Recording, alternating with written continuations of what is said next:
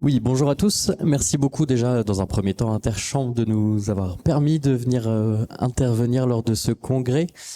Alors pour ma part, je m'appelle Nicolas Guérit, je suis manager au sein du cabinet EY et puis je suis accompagné par Madame la sous-préfète de Saint-Jean-d'Angély, Marie-Pierre.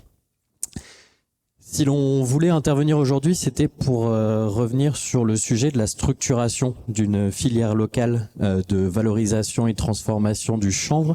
Tout simplement parce que, je l'ai encore entendu sur les premières interventions, mais j'imagine que ça a aussi été abordé hier et ce matin, qui dit projet de développement et de transformation du chanvre dit projet territorial. Et donc mobilisation d'acteurs sur le territoire, structuration très spécifique et sur mesure en fonction des caractéristiques de chaque territoire.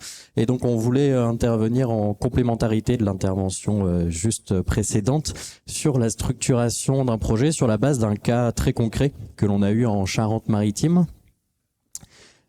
Et donc en Charente-Maritime, il y avait ce projet de structuration d'une filière chanvre à Saint-Julien-de-l'Escape, et notamment un projet qui vise à valoriser la culture du chanvre, notamment à destination d'un marché plutôt orienté vers le bâtiment, avec un objectif de superficie de culture d'un peu plus de 500 hectares. Ce projet, on l'a accompagné sur les derniers mois depuis la fin d'année 2024 et sur l'année 2025. On a notamment travaillé sur la gestion des eaux et c'est effectivement l'un des enjeux principaux que peut apporter le développement de filières chanvre dans les territoires. Il y avait aussi un intérêt économique pour les agriculteurs, il y avait aussi un intérêt social pour le territoire. Et donc pour pouvoir structurer ce projet, on est passé par différentes étapes. Une première étape qui était de pouvoir étudier le marché, étudier aussi la concurrence, savoir où sont implantés les différents acteurs du chanvre, parce que ce serait dommage de venir ajouter de la concurrence là où il peut y avoir de la place pour chacun dans les différents territoires. On a aussi travaillé sur la construction d'un modèle économique qui puisse garantir au projet d'être viable à long terme et sur plusieurs années, mais aussi sur la mobilisation de partenaires, d'acteurs territoriaux, sur la structuration juridique et puis également sur la recherche de financement. Parce qu'il y a certains facteurs clés qui ne peuvent pas être mis de côté. Effectivement, il y a plusieurs acteurs qui ont voulu développer des filières de valorisation et de transformation du chanvre, mais qui se sont parfois pris un peu les pieds dans le tapis sur la structuration économique, financière, sur la structuration juridique. Et donc, ce sont des points assez cruciaux à travailler pour pouvoir assurer un développement serein du projet sur les prochaines années et sur plusieurs années. Si l'on fait un petit focus très rapide sur ces différents points d'accompagnement, alors peut-être on a commencé par regarder un peu la cartographie de tous les acteurs positionnés sur le chanvre en région Nouvelle-Aquitaine, de comprendre aussi leur positionnement marché de manière à éviter toute concurrence néfaste au projet sur certains débouchés. Et puis on a également regardé comment structurer le modèle économique. C'est un point assez important dans le sens où pour structurer un modèle économique sur le développement et la transformation du chanvre sur un territoire, il faut pouvoir déjà dans un premier temps définir les hypothèses d'investissement. Selon l'ambition du projet, plusieurs technologies de transformation peuvent exister, avec des coûts d'investissement différents, avec des rendements différents, mais aussi de l'utilisation de matières différentes. Et ce sont des points assez essentiels parce qu'il faut pouvoir anticiper la consommation d'électricité, la consommation de matières, les ETP qui peuvent être derrière les machines. Et donc il faut pouvoir regarder un peu de manière technique comment la transformation du chanvre va se faire, sur la base de quelles machines, quels outils, et puis de définir ces hypothèses d'investissement. On a parlé du matériel productif, mais cela va aussi avec l'immobilier. Est-ce qu'il faut prévoir des espaces de stockage séparés de l'espace de transformation? Est-ce qu'il faut prévoir des panneaux photovoltaïques sur la toiture? Donc c'est l'ensemble de ces hypothèses d'investissement que l'on a regardé. On a également regardé toutes les hypothèses de fonctionnement, que ce soit sur les coûts du transport, où sont situées aussi les superficies de culture pour pouvoir anticiper ces coûts de transport et ramener la production sur le lieu de transformation. ne serait-ce qu'aussi sur les salaires des ETP, sur le modèle de rémunération des agriculteurs. On en a parlé tout à l'heure, mais la rémunération des agriculteurs est un sujet clé pour le développement du chanvre. Est-ce qu'il faut rémunérer les agriculteurs sur la base du volume d'hectares et de superficie de culture? Est-ce qu'on est plutôt sur la qualité du produit qui va être récolté?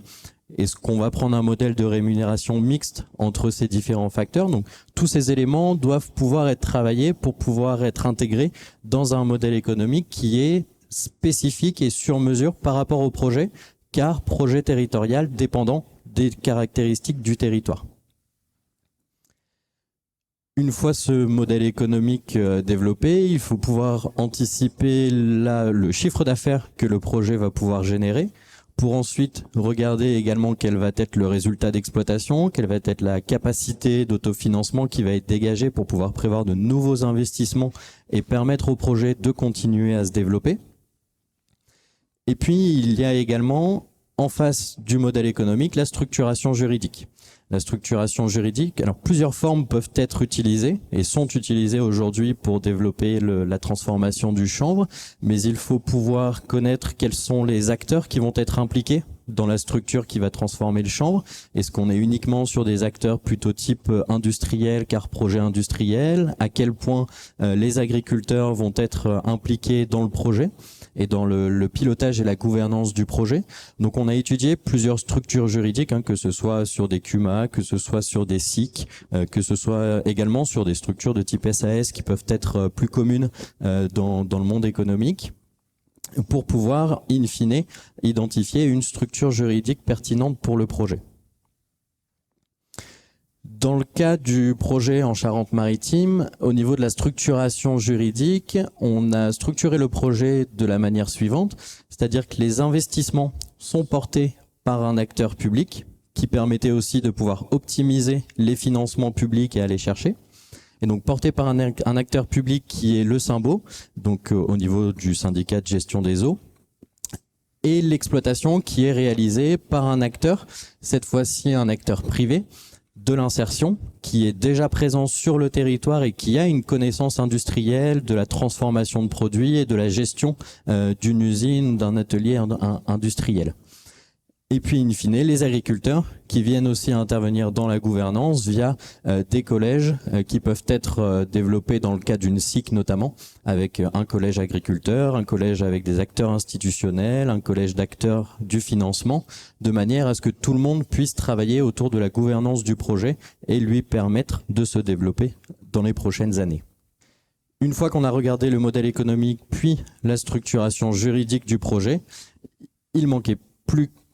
Alors je mets des guillemets parce qu'il manquait plus qu'à aller chercher des financements, mais c'est une part assez importante du travail et qui prend pas mal de temps. Il fallait donc aller chercher des financements. On a bien évidemment étudié tous les financements privés qui étaient possibles via des partenaires bancaires, mais aussi les financements publics.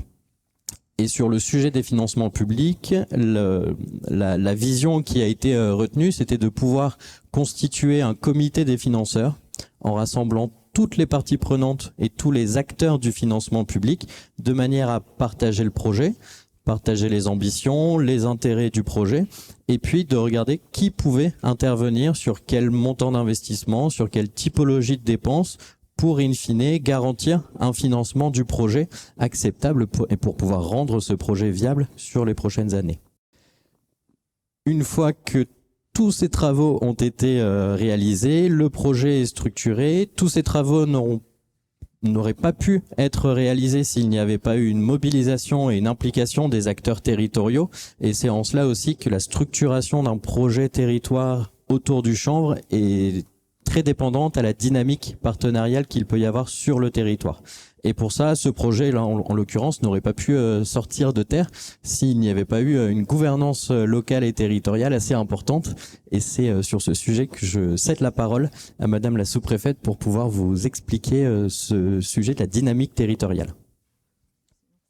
Oui, merci Nicolas. Alors, pourquoi nous, État, nous sommes intéressés sur ce projet? Parce que, comme dans l'Est, le problème de l'eau potable, c'est notre difficulté également en Charente-Maritime, avec une zone littorale qui est importante et qui puise beaucoup d'eau, surtout dans ces périodes d'été. Donc, bien évidemment, avec un certain nombre de zones de captage d'eau, et de protection d'eau potable.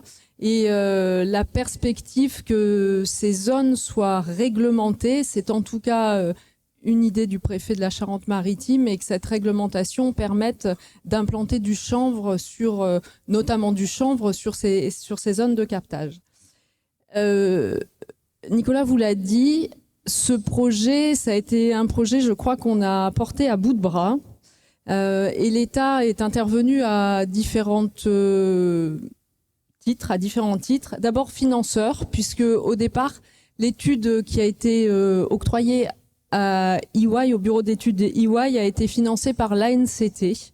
Et puis il faut relayer également l'implication très présente du chargé de projet Village d'Avenir, puisque Saint-Julien-de-l'Escape fait partie de ces communes valorisées et labellisées, même si on n'a pas le droit de dire exactement ça, en tout cas fait partie du programme Village d'Avenir. Donc là aussi, c'est une intervention de l'État. Et bien entendu, c'était important. J'ai entendu tout à l'heure les sénateurs dire l'implication de l'État, ou en tout cas la nécessité que l'État s'implique. Je voulais juste dire qu'en Charente-Maritime, on ne peut pas dire que l'État ne soit pas impliqué, puisque ce projet est financé par la DETR, mais on financera également tous les projets de rénovation. Il y en a 4 au moins sur l'arrondissement de Saint-Jean-d'Angély, qui utilisent le chanvre pour la rénovation, donc notamment de la mairie de Saint-Julien-de-l'Escape, mais également d'autres bâtiments communaux, et en fait à destination également de logements. Donc je cite Anzé, puis Roland, mais également Bord. Donc là-dessus, je pense que nous, État local, en tout cas Charente-Maritime, nous sommes impliqués. État financeur, mais également État accompagnateur, parce qu'il a fallu impulser, accompagner, aider, faire des réunions régulières. Je me souviens quand même des points quasi hebdomadaires avec EY et les porteurs de projets. Tous les lundis matins, nous avions notre petite réunion, mais également supprimer et faire en sorte finalement que le projet avance comme sur un tapis rouge, puisqu'il y a les problématiques DREAL, il y a les problématiques DDTM, et l'objectif quand même, c'est que le projet puisse avancer, que tous les acteurs État puissent être informés des difficultés. Tout simplement l'ICPE pour la DREAL. Qu'est-ce qu'il faut faire pour qu'on ait le moins de difficultés possible et que le projet puisse avancer le plus facilement possible. Donc ça fait partie des missions de la sous-préfète. En tout cas, c'est celle que je me suis fixée. On a aussi la nécessité de cadencer le projet pour ne pas mollir, je crois, parce que c'est vraiment ça qu'il fallait ne rien lâcher. Et c'était important de faire remonter tous les problèmes afin que tout soit réglé de manière régulière. Et puis je crois que je peux le dire aussi, financeur, accompagnateur, porteur, je crois, du projet, puisque il fallait faire comprendre à toutes les collectivités, et ce n'était pas si facile, que ce projet ne pouvait avancer que si tout le monde allait dans le même sens. J'en ai entendu plusieurs qui le disaient, et c'est tellement vrai, parce qu'il a fallu combattre certaines réticences, certaines résistances de certaines collectivités qui n'étaient pas forcément très engagées sur le projet, et aussi peut-être certains doutes des agriculteurs, quand même, qui avaient été un peu échaudés sur un projet de chanvre vestimentaire et qui s'étaient un peu cassé la figure, et donc il fallait convaincre tout ce monde-là qu'il fallait qu'on avance. Pour être convaincante, il faut être convaincu. Donc je pense que l'État sur le sujet était convaincu. On a parfaitement en tête toutes les difficultés de la Charente-Maritime, les zones de captage d'eau qu'il faut protéger. On a également toutes ces rénovations avec des bâtis anciens en Charente-Maritime, et le chanvre serait tout à fait adapté pour rénover ces bâtiments. On a un CFA BTP qui s'est implanté avec, en septembre, l'ouverture de futurs artisans qui vont être formés aux produits biosourcés, parce que c'est aussi notre difficulté en Charente-Maritime. On a un artisan qui travaille le chanvre. Voilà, donc c'est aussi la difficulté. Donc c'est une certaine résistance. Et parfois, j'ai eu l'impression quand même de faire avancer le territoire en dépit du territoire. Voilà. Ce que je voulais vous dire également, c'est que s'il n'y avait pas eu l'implication des services de l'État, ce projet il ne vous serait pas présenté aujourd'hui. Le projet, il a été impulsé sous l'initiative de 7 agriculteurs qui ont eu le mérite de faire avancer et de nous faire remonter ce projet. Et pour cela, on ne peut que les en remercier. Mais quand en juillet, ils nous ont annoncé que finalement, ils se sentaient plus de porter le projet, ce que je pouvais entendre, il a fallu retrouver en plein été des porteurs, et parce qu'un comité des financeurs avait déjà été fixé pour fin septembre, début octobre, donc il n'était pas question d'interrompre le projet. On avait déjà trop avancé, on avait déjà trop sollicité les collectivités, le département, la région et l'agence de l'eau qui intervient quand même pour la moitié du financement sur un projet de 7,5 millions. Donc on ne pouvait pas reculer et on ne pouvait pas ne pas faire aboutir ce projet. Donc je remercie vivement ceux qui se sont présentés un peu comme une providence. Julien Séris qui est dans la salle et qui est le directeur du SIE, donc Val de Saintonge, et Frédéric Aymar qui est le président du syndicat mixte de la Boutonne, puisque comme vous l'a montré Nicolas, ça sera le syndicat mixte de la Boutonne qui va porter le projet, acheter le terrain, acheter le bâtiment, acheter l'unité de défibrage avec tout ce que ça entraîne comme coût, avec une grande partie de financement, de subvention, puisqu'on est pratiquement à 4,5 millions de subventions, mais il va encore falloir trouver 3 millions, et ça veut dire que concrètement c'est un prêt, donc il va falloir emprunter. Et puis l'exploitant qui sera le SIE Val de Saintonge. Donc ces acteurs-là, on ne peut que les remercier. Parce que sans eux, finalement, je pense que notre projet, il aurait été enterré. Donc ça, c'était quand même assez important. Et puis j'ai bien compris que j'ai beaucoup entendu parler de l'État, j'ai beaucoup entendu parler notamment à la clôture hier de cet État qui travaillait un peu trop finalement en silo ou sans transversalité. Moi, ce que je peux dire en tout cas, c'est qu'en Charente-Maritime, j'ai envie de dire le couple infernal, préfet du département et sous-préfète de Saint-Jean-d'Angély, s'il n'avait pas été là, le projet il ne vous serait pas présenté aujourd'hui. Voilà. Donc je remercie aussi, même s'il n'est pas là, le préfet de Charente-Maritime. De la même manière, la ministre Françoise Gatel est venue jeudi dernier à Saint-Julien-de-l'Escape voir ce projet. Si on n'avait pas lourdement insisté pour la kidnapper et l'emmener à Saint-Julien-de-l'Escape, elle serait allée ailleurs. Et donc voilà, c'est l'engagement de chacun, c'est vraiment des initiatives personnelles et la nécessité que tout le monde aille dans le même sens. Et c'est pas toujours évident, voilà, c'est ce que je voulais vous dire. Et donc, vous m'avez demandé, Madame la directrice, de dire à quel point il était nécessaire que tout le monde travaille ensemble. Vous prêchez une convaincue. Merci.